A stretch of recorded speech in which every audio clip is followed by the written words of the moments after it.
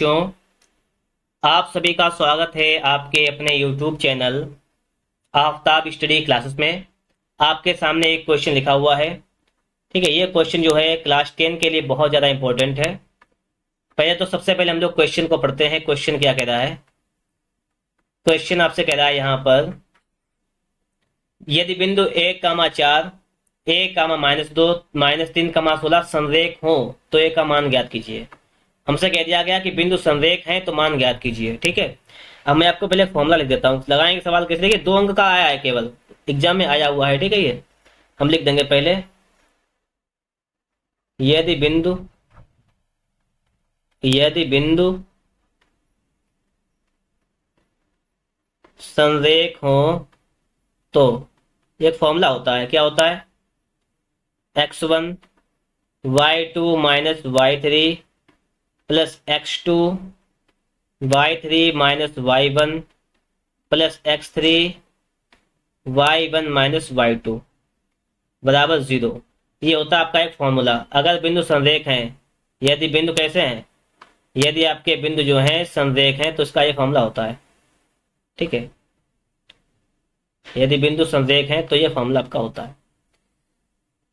अब क्या करना है आपको? इसमें मान रखना है। बस मान क्या रखेंगे? देखो, पहला वाला बिंदु x1 y1, दूसरा x2 y2, तीसरा x3 y3। चलिए अब मान रख लीजिएगा आप लोग। x1 का मान आप कहेंगे 1, रख लिया। y2 का मान है -2, लिख लिया। माइनस y3 का मान है 16, तो ये भी लिख दिया। प्लस x2 का मान है आपका a, लिख लिया। y3 का मान है आपका 16, माइनस y1 का मान है 4, लिख लिया। x3 का मान आपका है -3, तो लिख देंगे -3।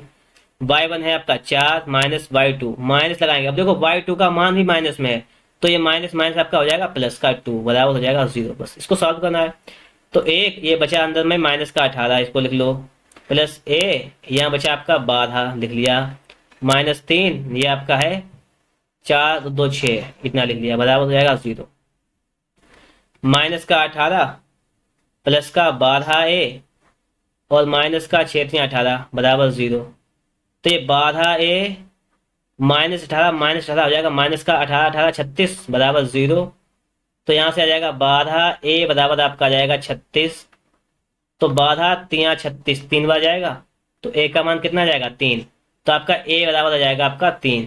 a का मान कितना जाएगा? 3।